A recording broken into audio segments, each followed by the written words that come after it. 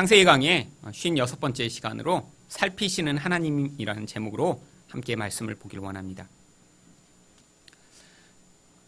아브라함과 또 그 아내 사라는 하나님의 약속을 믿지 못했기 때문에 결국 사라의 여종이었던 하갈을 또 아브라함에게 첩으로 줍니다.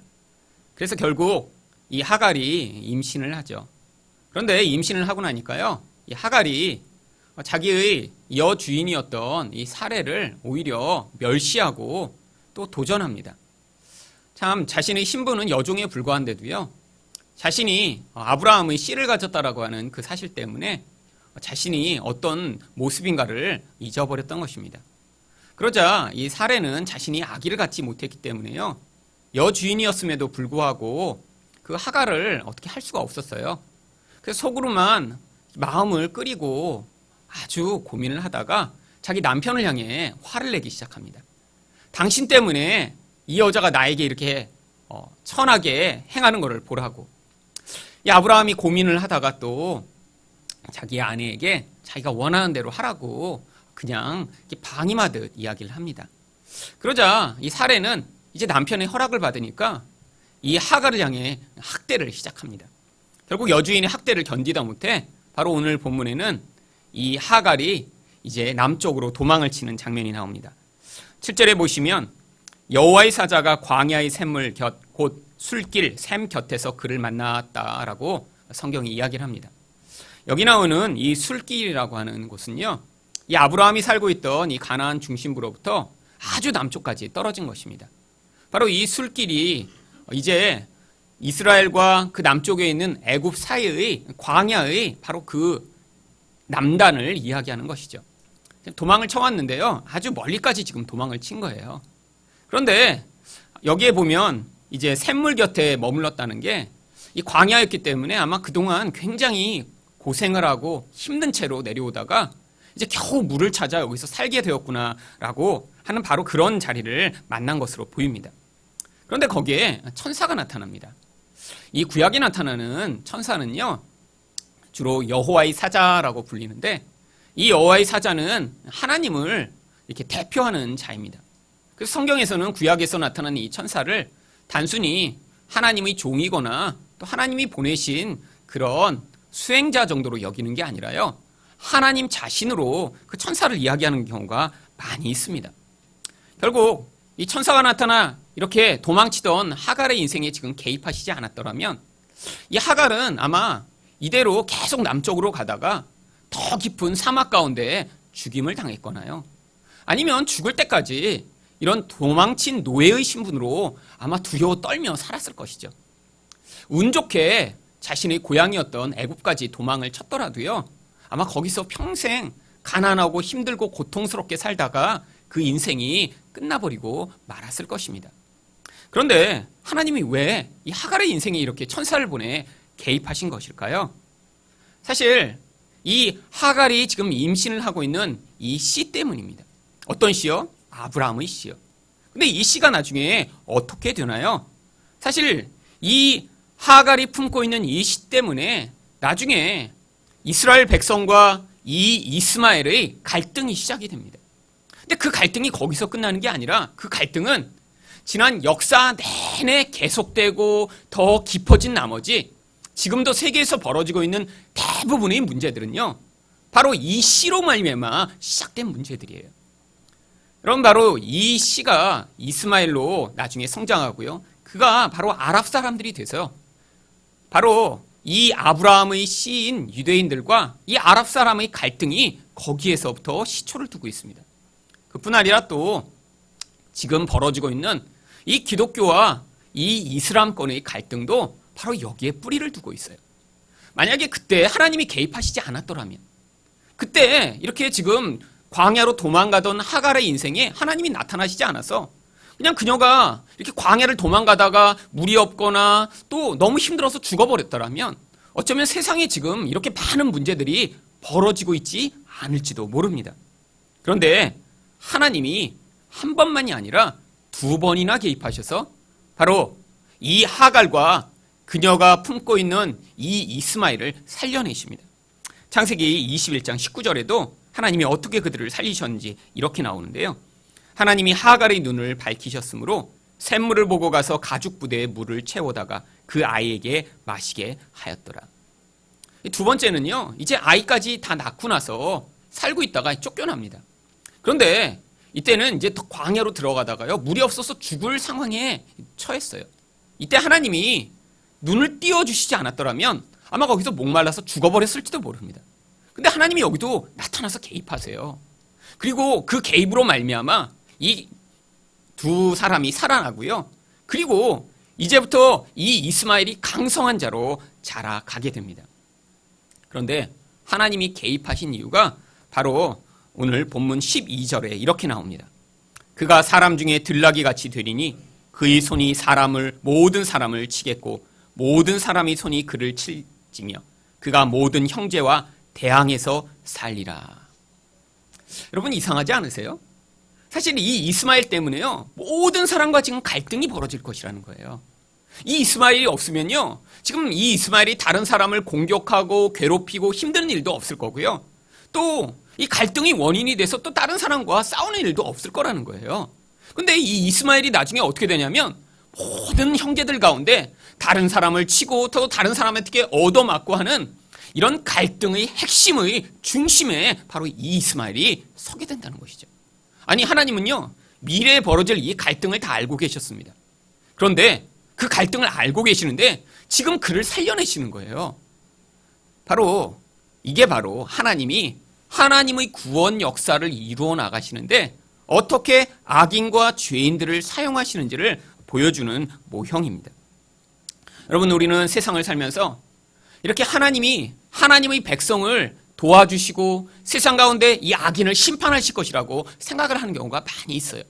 여러분, 근데 사시다 보니까 정말 이렇게 악한 사람들이 정말 처단을 받는 것 같나요? 세상에서 이렇게 악을 행하는 자들이 심판을 당하는 것처럼 이렇게 우리가 알게 되나요? 근데 살다 보면요, 그렇지 않은 경우가 훨씬 더 많이 있습니다. 악한 자 같은데 오히려 더 잘 돼요.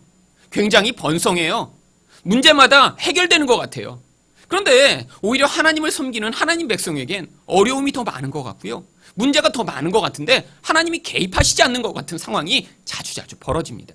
그런데 그게 바로 하나님이 이 역사와 개인의 삶 가운데 어떻게 이 악인들을 통해 하나님 백성들을 하나님께 돌아오게 만들며 거기서 성숙하게 하시고자 하는 그 하나님의 뜻을 이루시는지를 보여주고자 하는 것입니다. 그럼 바로 이 이스마엘뿐 아니라 이스라엘 백성들 가운데는요, 늘 이 이스라엘 백성들을 괴롭히던 많은 무리들이 있습니다. 그 대표적인 무리들이 바로 사사기 3장 2절에서 4절까지 나옵니다. 이스라엘 자손의 세대 중에 아직 전쟁을 알지 못하는 자들에게 그것을 가르쳐 알게 하사 남겨두신 이방 민족들은 블레셋의 5 군주들과 모든 가나안 족속과 시돈 족속과 바알 헤르몬 산에서부터 하맛 입구까지 레바논 산에 거주하는 히위 족속이라. 남겨두신 이 이방 민족들로 이스라엘을 시험하사 여호와께서 모세를 통하여 그들의 조상에게 이르신 명령들을 순종하는지 알고자 하셨더라.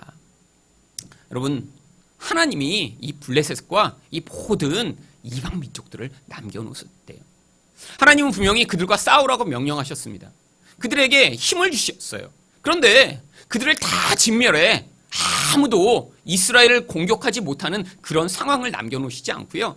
끊임없이 이런 이방 민족들이 이스라엘이 조금만 힘이 약해지거나 이스라엘이 조금만 죄를 지으면 이들을 공격해 고통하게 만드는 그런 무리들을 하나님이 남겨놓으신 거예요. 그 이유를 뭐라고 하시죠? 여호와께서 모세를 통하여 그들의 조상에게 이르신 명령들을 순종하는지 알고자 하셨더라. 여러분, 바로 세상 가운데 존재하는 악의 이유입니다. 우리가 볼 때는 그 악이 우리를 괴롭히는 것 같고요. 그 악이 우리를 파괴할 것처럼 여기지만 하나님은요, 그 상황을 통해 오히려 하나님 백성들을 하나님 백성답게 만들어 가시고자 하는 거예요. 세상 가운데 악이 없고 세상 가운데 고통이 없다면 아마 많은 사람들이 내가 이렇게 편안한데 오히려 더 하나님을 잘 섬길 수 있지 않을까라고 생각하지만요, 인간은 평안 가운데 하나님을 찾기보다는요, 고통 가운데 하나님께 반응하는 것이 인간입니다. 왜냐하면 평안함이라는 건요, 사람의 시선과 사람의 관심을 하나님 말고 다른 것에 옮기도록 만드는 도구가 되기 때문이에요. 하나님이 그래서 세상에도요, 이렇게 온전하게 모든 것들이 다 갖춰져 있고 모든 것들이 안전하고 문제가 없는 것 같은 상황을 통해 하나님 백성들을 훈련하시고 만들어 가시는 것이 아니라요, 이런 갈등과 이런 고민과 이런 문제들이 있는 상황 가운데 그런 문제들과 그런 악한 영향력들을 통해 하나님 백성을 준비하시고 그들을 온전케 만드시는 도구로 사용하시는 것입니다. 그래서 이사야 10장 5절 말씀해 보시면 아수르 사람은 화 있을진저 그는 내 진노의 막대기요 그 선의 몽둥이는 내 분노라. 결국 이 아수르라고 하는 거대한 나라조차 하나님이 그들을 통해서 막대기로 사용하시고 어떤 때는 하나님의 그런 징계를 위한 도구로 이 악한 자들까지도 사용하신다는 것이죠.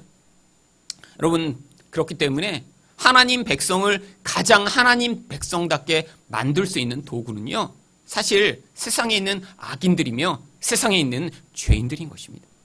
우리 안에 사실은 똑같은 악과 똑같은 죄가 있는데요, 이것이 외부의 영향력에 의해 드러나고 그것들이 표출되지 않으면요, 우리 안에 있는 그 악이 우리 내면을 삼켜버리고 우리를 그들과 똑같은 자로 살게 만들면서도 마치 우리는 아닌 것처럼 행세하게 만듭니다. 여러분, 구약 성경에 다윗이라고 하는 가장 메시아를 모형하는 인물이 있습니다. 그런데 이 다윗이라고 하는 이 사람이 어떻게 예수 그리스도를 가장 모형하는 인물이 되었나요? 바로 그를 십수년이나 쫓아다니면서 괴롭혔던 사울이라고 하는 존재 때문입니다. 사울이라는 존재의 공격, 사울이라는 존재를 말미암는 그 위협, 그로 말미암는 고통스러운 삶이요, 다윗이 하나님만 의지하게 만들고 하나님 외에는 다른 것을 의존할 수 없는 자리로에 자꾸 서게 만들었던 것이에요. 그런데 이 모든 상황이 이렇게 다윗을 다윗답게 만들었던 그 모든 기회는요, 다윗이 그 모든 상황 가운데 있는 하나님을 신뢰하고 믿었다라고 하는 사실입니다. 여러분, 우리 기본적인 태도는요, 내게 문제가 있고 어려움이 있으면 그 문제에서 빨리 벗어나고자 하는 게 우리 기본적인 태도예요. 그런데 다윗은 그런 고통하는 상황이 있었지만요, 그 고통의 원인인 왕을 죽일 기회를 끊임없이 포기합니다. 바로 하나님이 그런 고통 가운데도 이유와 그런 목적을 가지고 계시다라는 사실을 그가 믿음으로 받아들였던 거예요. 여러분, 세상 가운데 악이 팽배하는 것 같습니다. 세상 가운데 개인적으로나 국가적으로나 세계적으로 도대체 하나님이 이 악을 통해서 무슨 일을 하시나 이런 생각을 들 때가 많이 있어요. 여러분, 그런데 이 모든 모호하고 견딜 수 없는 상황을 우리가 벗어날 수 있는 유일한 길은요, 하나님이 이런 악까지도 하나님의 계획과 목적 안에서 통제하시고 다스림으로 말미암아 모든 것을 하나님이 목적하신 대로 만들어 가시는 분이시라는 사실을 우리가 믿게 되는 거예요. 여러분, 이 믿음이 없으면 우리는 상황 가운데 금방 요동합니다. 내 마음대로 어떤 상황이 돌아가지 않고요, 그리고 특별히 우리 주변에서 우리를 힘들게 하고 고통하게 하는 그런 사람이 존재하면요, 우리는 그 상황에서 하나님을 보기보다는요, 그 사람과 미워하며 싸우기 마련이에요. 여러분, 처음에 어떤 사람이 우리를 미워하고 힘들게 하면요, 그냥 정말 여러분은 선한 사람이고 그 사람은 진짜 악인이 돼서 정말 그 상황이 이렇게 그냥 가나요? 그래서 처음에 싸울 때도 저 사람은 악인이었다가 그 다음에 한 10번쯤 싸웠는데도 여러분은 계속 선한 사람이고 그 사람은 악인이 돼서 여러분을 계속 괴롭히는 이런 경우는 없습니다. 처음에 한번 진짜 저 사람이 악인인 것처럼 공격을 하고 나면요, 우리 안에서도 똑같은 악이 치밀어 올라요. 여러분, 사람이 분노라는 건요, 아주 놀라운 능력이 있습니다. 처음에 어떤 한 사람만 화를 났는데요, 그 화난 사람 옆에 있으면 그 분노를 당하는 사람이 똑같이 분노가 치밀어 오르기 시작하는 거예요. 여러분, 그런 경험 하시죠? 옆에서 얘기합니다. 화났어? 근데 나 안 화났어. 근데도 옆에 사람 다 알아요. 왜죠? 이 분노라는 건요, 사람이 그걸 누를 힘을 갖지 못하기 때문이에요. 마음속에 분노가 있고 미움이 있고 마음속에 악이 있으면요, 그것을 말로 표현하지 않고 행동으로 드러내지 않아도요, 그 영향력이 똑같이 나옵니다. 여러분, 어떤 악인이라는 사람이 우리 옆에 있어서 우리를 괴롭히고 힘들게 한다고 할 때 그 영향력이 결국 우리 안에 있는 똑같은 분노와 미움의 마음을 우리 안에서 표출해내는 거예요. 사실 하나님은요, 우리 겉모습을 바꾸고자 하시는 것이 아닙니다. 여러분, 겉모습은 나이가 들수록 점점 후패해져요. 여러분, 그런데 하나님이요, 우리 외모를 바꾸시고자 하는 걸까요? 아니에요. 그런데 우리 본질 안에 있는 이런 죄의 영향력, 악한 자에게 자극을 받으면 튀어나오는 이런 영향력은요, 지금 드러나지 않아서 뿐이죠. 마치 지하에 이렇게 광산에 가득 석탄이나 무슨 석유가 담겨 있듯이요, 우리 안에 똑같이 담겨 있는 거예요. 그런데 이 우리 안에 있는 죄의 영향력을 하나님이 드러내시고 그것이 얼마나 악한가를 보여주시기 위해 사실은 세상에 있는 악을 계속해서 사용하시는 것입니다. 여러분, 이게 바로 하나님이 우리 안에 있는 악을 제거하시고 온전케 하셔서 우리의 근원을 바꾸어 내시고자 하는 그 목적과 계획으로 우리 개개인뿐 아니라 이 인류의 역사까지도 지금 이끌고 계시다는 거예요. 여러분, 이렇게 예를 들면 이슬람이 악하면 정말 스스로 기독교인이라고 부르는 사람들, 그리고 유대인이라고 부르는 사람들이 정말 하나님의 마음과 하나님의 사랑으로 반응하고 있나요? 아니요. 악이 더 큰 악을 만들어냅니다. 한 사람의 그런 악함이요, 사람 안에 있는 더 강하고 더 집요하고 더 무서운 악을 만들어내는 거예요. 여러분, 그게 바로 이 인류 역사 내내 반복되고 있는 것입니다. 개인도 마찬가지예요. 어떤 악한 사람이 한 사람을 괴롭히는 것 같아요. 그런데 시간이 지나다 보면요, 서로 다른 방식으로 서로의 악으로 서로를 깨물고 서로 욕하고 미워하고 서로 있는 악으로 파괴하는 모습으로 우리 인생이 살아가죠. 근데 하나님이요, 그런 과정을 지금 알고 계시다는 거예요. 아니, 여기 나와 있는 이 하갈의 인생처럼 하나님이 미래에 벌어질 일을 위해 미리부터 개입하셔서 지금 준비하고 계시는 거예요. 여러분, 이렇게 악인조차도, 앞으로 나타나 하나님 백성들을 위협할 악인조차도 하나님이 이런 계획과 목적 안에서 그의 인생을 붙으셔서 그 미래의 목적을 위해 지금 준비하고 계시다면, 하물며 우리와 같은 택하심을 받은 하나님의 백성 가운데는요, 얼마나 더 세밀하고 더 하나님이 계획적으로 우리 인생에 개입하고 계실까요? 여러분, 이 성경에 나오는 이런 하갈의 이야기는요, 바로 아브라함의 인생 가운데 존재하는 이런 하나님의 온전하신 계획과 은혜가 이런 보조 등장 인물을 통해서 그것을 더 강화적으로 보여주기 위해 이렇게 지금 나오고 있는 것입니다. 사실 이 본문의 진짜 주인공은요, 하갈이 아니에요. 그런데 하나님은 이 하갈과 같은 아무것도 아닌 여종, 이런 여종을 통해서도 하나님의 계획을 준비해가고 이끌어 가시는데, 하나님의 택함을 받은 진짜 하나님의 사람의 인생 가운데는 얼마나 강한 계획과 얼마나 철저한 준비를 통해 개입하고 계시는지를 지금 강조적으로 보여주고 있는 것입니다. 여러분, 그렇기 때문에 하나님이요, 우리 인생 가운데 있는 모든 상황들 가운데 우리가 하나님을 믿기를 원하세요. 여러분은 인생 가운데 문제가 없고 평안한 인생만을 원하시는 분 계세요? 여러분, 그건 지금 예수 믿는 삶을 착각하는 것입니다.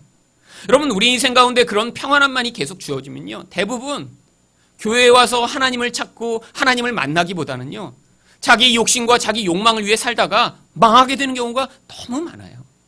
여러분, 사실 여러분 인생 가운데 진짜 신앙이 성장하고 변화를 경험하는 것 같고 여러분 인생 가운데 하나님을 만났다라고 하는 경험이 언제 있나요? 바로 이제까지 경험하지 않았던 어떤 종류의 그런 문제들이 내 인생에 닥칠 때, 그때 그런 변화와 새로운 마음을 가지게 됩니다.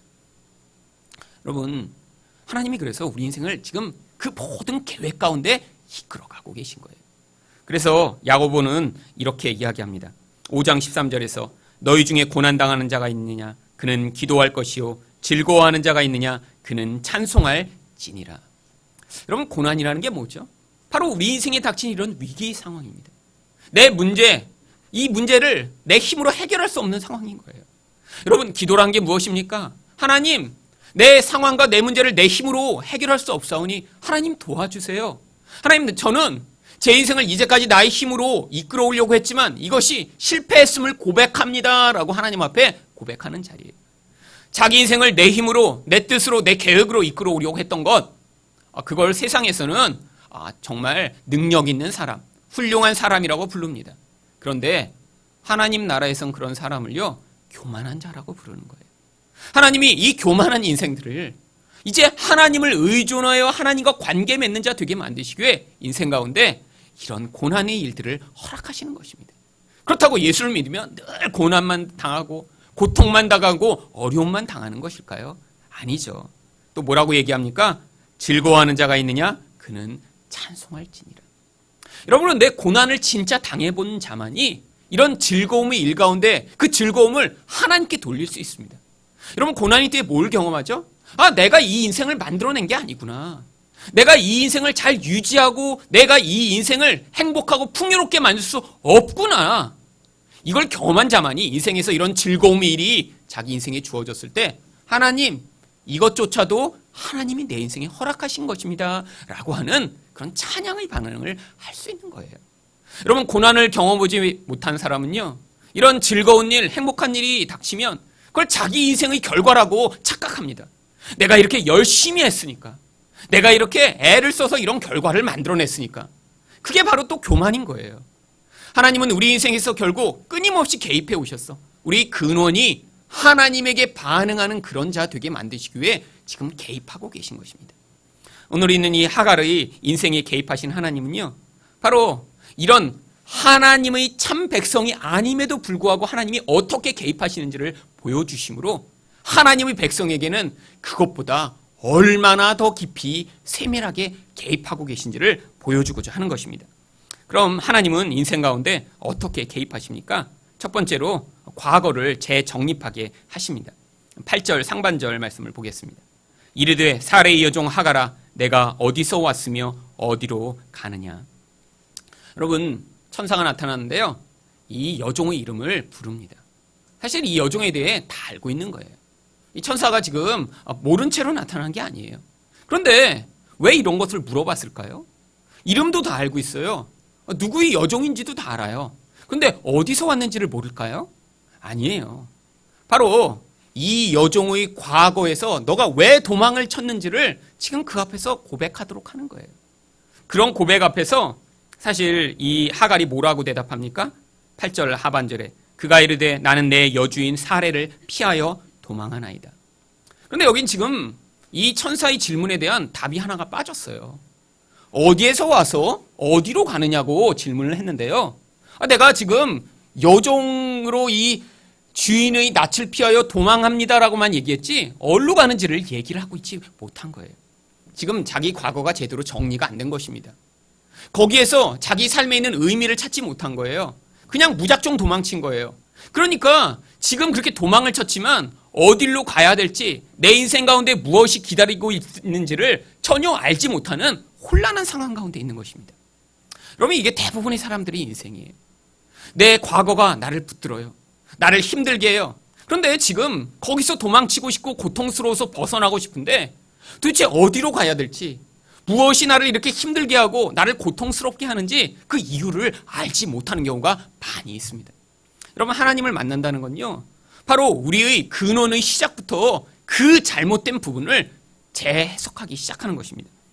하나님이 우리가 진짜 누구인가를 하나님을 만나면 알려주세요. 성경이 우리를 무엇이라고 얘기하죠? 로마서 8장 2절입니다. 이는 그리스도 예수 안에 있는 생명의 성령의 법이 죄와 사망의 법에서 너를 해방하였습니다. 여러분, 다른 말로 얘기하면요, 우리의 과거는 죄와 사망에 노예된 채로 끌려가 죽을 수밖에 없는 자라고 성경이 이야기하는 거예요. 여러분, 그렇기 때문에 우리가 인생이 이렇게 피곤하고 힘든 것입니다. 사람들이 왜 이렇게 애를 쓰고 살고자 하죠? 세상에서 이렇게 사람들과 경쟁하죠? 남을 미워하고 남을 깨트리려고 하고 계속해서 문제가 생기죠? 세상에서 아무리 행복을 추구해도요, 그 행복이 원하는 대로 왜 주어지지 않죠? 여러분, 다 모든 인생이요, 이런 죄와 사망의 노예된 채로 살기 때문에 이렇게 인생이 스스로 노력하고 애쓰는 것으로 그 고통에서 벗어나지를 못하는 거예요. 여러분, 이 사실을 깨닫지 못하면 이 우리 과거가 이렇게 죄와 사망의 깊은 영향력의 메인자라고 하는 사실을 우리 영혼 안에서 우리가 받아들이고, 나라는 존재가 정말 내 힘만으로 이 죄의 영향력, 이 무서운 사망의 영향에서 벗어날 수 없구나라는 사실을 하나님 앞에 고백하는 자만이 거기서 진짜 갈 길을 찾아갈 수 있는 거예요. 여러분이 지금 몸에 병이 들었어요. 그런데 어떤 병인지 알아야 적절히 치료를 받으실 수 있죠. 그런데 만약에 그냥 머리가 아프다고 지금 타이레놀만 자꾸 드시고 계시면 그게 나중에 어떤 문제가 더 심각하게 벌어질지 모르잖아요. 여러분, 인생 가운데 많은 사람들이 그렇습니다. 인생에서 지금 문제가 굉장히 많아요. 여러분, 여기는 다 이렇게 멋지게 이렇게 주일날 옷 입고 와서 앉아 계시지만요, 사실은 이 문제가 없는 분 여기 한 분이라도 계신가요? 여러분, 모두 다 문제가 있습니다. 그런데 그 문제를 지금 억누르고 이렇게 아닌 것처럼 누르며 살고 있는 거예요. 자녀 사이의 문제, 정말 부부 사이의 문제, 직장에서의 문제, 삶의 모든 미래를 놓고 불안과 걱정의 문제. 여러분, 젊은 사람은 젊은 사람대로 문제와 고민이 많아요. 저희 집 아이들은 초등학생이지만 지금도 문제와 고민을 많이 갖고 있습니다. 더 많이 놀고 싶은데 왜 이렇게 인생에서 해야 될 일이 많은 거예요. 고민이 많은 거예요. 초등학생은 초등학생대로. 문제가 많아요. 여러분, 그러면 지금 이제 공부 다 마치신 분, 이제 저도 사실 44살까지 학교를 다녔거든요. 얼마나 학교 다니느라고 힘들었어요. 그러면 그때까지 다녔으면 그 이후에 이제 공부를 끝났으니까 이제 모든 게 해결되고 문제가 하나도 없나요?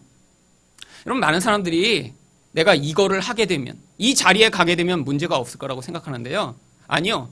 우리 근원 자체가 죄와 사망이라고 하는 영적인 힘에 매여 있기 때문에요.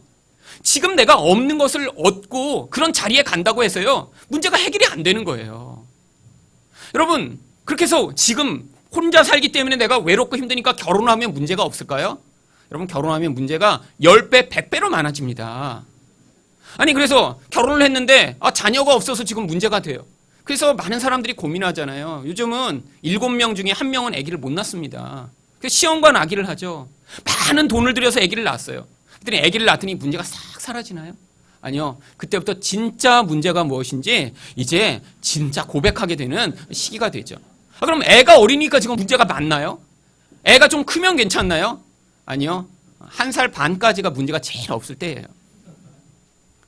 여러분, 저희 딸도 사실 이제 여기 이제 와서 아기들을 이렇게 보잖아요. 지금 이제 아기를 보는데, 이 아기를 보면서 사실 어떤 아기가 이렇게 말을 잘 들었습니다. 근데 이제 지난주부터 오더니 고민을 토로하는 거예요. 아기가 말을 잘 안 듣는다고. 아니, 이렇게 말하면 따라오고 안 짜면 안 나는데 그때부터 막 거부하고 그러는 거예요. 근데 딱 그때가 어떤 때죠? 이제 1살 반이 된 거예요. 집에서 엄마들은 키워보면 압니다. 그때 애들이 뭐라 하죠? 내 거야. 이걸 이제 말하기 시작하면서 엄마가 충돌하기 시작하는데요. 아니, 그러니까 그렇게 해서 지금 엄마랑 충돌하니까 지금 문제가 있고 애가 조금 더 잘하면 괜찮나요? 지금 이제 중고등학교 키우시는 분들은요, 매일이 죽음과 삶의 지금 가름길이에요. 그냥 너랑 같이 죽자, 이 마음이 그냥 마음에서 올라갔다 내려갔다 올라갔다 내려. 그래서 그 사춘기만 지나면 지금 괜찮으신가요? 아니요. 사실은 그때 지나고 나서 이렇게 머리가 허해지시는 거예요. 나이가 들면 든 대로, 적으면 적은 대로. 여러분, 근데 이 모든 근원이요, 그 아이가 아직 덜 컸고 아직 어떤 직장을 갖지 못했고 지금 안정된 상황이 없어서 내가 원하는 수준의 삶을 살지 못해서가 아니라 그 근원이 죄라는 거예요. 죄. 하나님이 우리에게 이 과거로부터 우리를 구원해 주시고자 하는데 많은 사람들이 죄라고 하는 근원적인 문제는 생각하지 못하고요, 겉에 보이는 그런 문제에서만 하나님 앞에 해결을 받고자 하는 것입니다. 아니요. 여러분, 죄가 해결되지 못하면요, 여러분이 그렇게 원하는 것을 가져도, 그런 자리에 가도요, 끊임없이 갈등하고 고민하게 돼요. 여러분, 하갈한테 네가 어디서 왔느냐라고 물으신 그 하나님이 지금 여러분에게도 묻고 계세요. 여러분이 그렇게 몸부림쳐서 도망치고 싶은 그 과거의 여러분의 모습이 정말 죄와 사망이라고 하는 여러분 스스로의 힘으로는 벗어날 수 없는 근원이라는 것을 하나님 앞에서 인정하셔야 그 과거의 하나님의 은혜로 말미암아 미치는 이 놀라운 자유의 은혜를 여러분이 인생 가운데 경험하시기 시작하는 거예요. 두 번째로 하나님은 어떻게 개입하시나요? 현재를 받아들이도록 하십니다. 9절 말씀이에요. 여호와의 사자가 그에게 이르되 내 여주인에게로 돌아가서 그 수하에 복종하라. 아니, 거기서 지금 힘들어서 도망왔는데 왜 다시 글로 가라고 하죠? 아니, 거기가 너무 힘드니까 도망온 거 아니에요. 아니, 이렇게 정말 힘들어서 도망왔으면 하나님이 내가 네 여주인 사라한테 이렇게 특별히 부탁을 할 테니까 가도 너를 이렇게 학대하지 말고 이렇게 잘 대해주라고 내가 얘기를 할 테니까 가라. 이게 아니라요, 이 하갈 보고 복종하래요. 여러분, 사실 이게 바로 성도에게 요구하시는 것입니다. 여러분, 신약성경을 읽으시다 보면요, 우리한테 요구하시는 게 이렇게 많지가 않아요. 여러분, 하나님이 막 성경에서 막 오늘은 이거 해라, 내일은 저거 해라, 그리고 막 그냥 조항을 막 많이 만드셔갖고 막 627조, 그래갖고 막 오늘은 하나님이 뭘 요구하실까 이렇게 찾아본 다음에 이거 이런 게 있었네? 여러분, 이런 경우 있으세요? 아니요. 여러분, 신약성경을 잘 읽어보세요. 하나님이 요구하시는 게 사실은 하나밖에 없어요. 사랑하라. 여러분, 그리고 가끔씩 조금 더 구체적으로 요구하시는 것이 있다면 에베소 5장 21절과 같은 말씀입니다. 그리스도를 경외함으로 피차 복종하라. 여러분, 이 복종하라는 말씀은 아주 자주 나옵니다. 여러분, 무슨 얘기예요? 살다 보면 복종하기가 너무 힘든 사람들이 많다는 거죠. 이게 우리 삶의 현실이에요. 여러분, 얼마나 복종하기가 힘들면요, 하나님이요 여러 경우를 이야기해 놓습니다. 그런데 성경이 특별히 써놓은 경우들은요, 그 중에서 가장 복종하기 힘든 거예요. 여러분, 그래서 가장 많이 복종하라고 써놓은 게 뭔지 아세요? 아내들아 남편에게 복종하라. 이게 얼마나 힘들면 성경에 이렇게 많이 써놨겠어요. 사실 여러분이 진짜 사시다 보면요, 이 아내들이 남편에게 복종하는 게 쉽지 않은 것을 발견합니다. 나이가 드신 분일수록 더 쉽지 않아요. 왜냐하면 이제 나이가 들면요, 이 여자가 남성 호르몬이 많아지기 시작하고 남자는 여성 호르몬이 많아지기 시작하면서 이전의 관계가 역전이 됩니다. 그래서 예전엔 여보 밥 좀 해놔. 그러면 네 이렇게 하던 가정에도 다음에 여보 그럼 뭐야? 그러면 이제 알았어 내가 라면 끓여 먹을게. 이런 이제 역전되는 경우가 많이 있더라고요. 근데 하나님이요 우리 인생 가운데 자꾸 뭘 요구하시냐면 그런 나중에 정말 할아버지가 돼서 복종하는 그런 복종, 상황 때문에 억지로 순종하는 그런 순종이 아니라요, 하나님의 뜻에 복종해 내 주어진 현실 가운데 내가 복종하는 그 복종을 요구하시는 거예요. 왠지 아세요? 바로 우리 안에 있는 그런 하나님 되고자 하는 그런 욕구, 내가 왕이 돼서 내 마음대로 살고자 하는 이 죄의 욕구를 하나님이 지금 이런 우리가 처한 관계 안에서 그 안에서 변화시켜 나가시고자 하는 것이기 때문이에요. 여러분, 그래서 하나님은요 지금 자녀면 자녀, 아내면 아내, 남편이면 남편, 아니 여러분이 직장에서 말단이면 말단, 그 자리에서 지금 처한 환경 가운데 자기 안에 있는 내 마음대로 하고 싶은 욕구를 꺾고 하나님이 내 인생을 주관하시는 분이시며 나를 인도하시는 분이시라는 믿음으로 순종해 나갈 때 거기에서 여러분 근원 안에 있는 이 불복종과 하나님 되고자 하는 이 모습이 변화돼 나가는 것입니다. 마지막으로 하나님은 또 어떻게 개입하십니까? 미래를 약속하십니다. 10절 말씀을 보겠습니다. 여호와의 사자가 또 그에게 이르되 내가 내 씨를 크게 번성하여 그 수가 많아 셀 수 없게 하리라. 여러분, 여기에서 주신 이 약속은요 결국 이스마엘이 나중에 엄청나게 많은 그런 사람이 될 것이라는 약속이죠. 그런데 이것은 육신적인 약속에 불과했습니다. 하나님이요 꼭 영적인 약속만 성경에 기록하고 계신 것은 아니에요. 이방 나라들 가운데 하나님이 어떤 목적을 위해 그 나라를 크게 하실 때도 있고요, 그 나라를 망하게 하실 때도 있습니다. 여기도 마찬가지예요. 이 이스마엘이라고 하는 이 민족 약속대로요 엄청나게 많은 인구가 돼버렸죠. 그런데 하나님 백성에게는요 이런 단순한 육신적인 약속이 아니라 더 놀라운 하나님의 약속이 기다리고 있습니다. 바로 요한계시록 7장 9절에서 10절 말씀이에요. 이후에 내가 보니 각 나라와 족속과 백성과 방언에서 아무도 능히 셀 수 없는 큰 무리가 나와 흰옷을 입고 손에 종려 가지를 들고 보좌 앞과 어린 양 앞에 서서 큰 소리로 외쳐 이르되 구원하심이 보좌에 앉으신 우리 하나님과 어린 양에게 있도다 하니.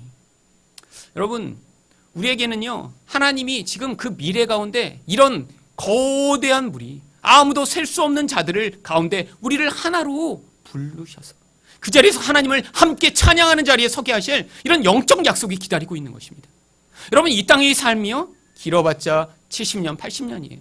아니 앞으로 의학이 아주 발달해서 오래 사신다고 해도요 100세입니다. 여러분, 근데 100세까지 정말 살고 싶으세요? 저는 아니에요.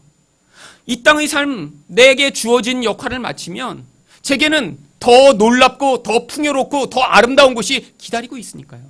여기서는 하나님을요 직접 볼 수가 없어요. 믿음으로만 하나님을 만나야 합니다. 이 땅에선 여전히 연약한 모습으로 살아가야 돼요. 죄가 얼마나 무서운 것인지 끊임없이 경험하며 거기서 좌절을 경험해야 돼요.